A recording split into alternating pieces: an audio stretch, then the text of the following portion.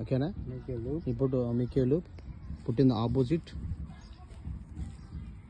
and then one more thread you take, keep like this, and you start one time over, and then continuation. Side by side. You stop it middle,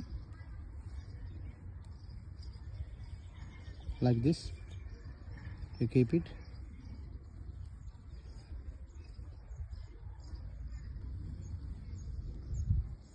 And then you put the one small piece, you put inside, and then this one put this side. So like this both sides will come. Both hands put it tight. Both hands. So to the straight and cut it.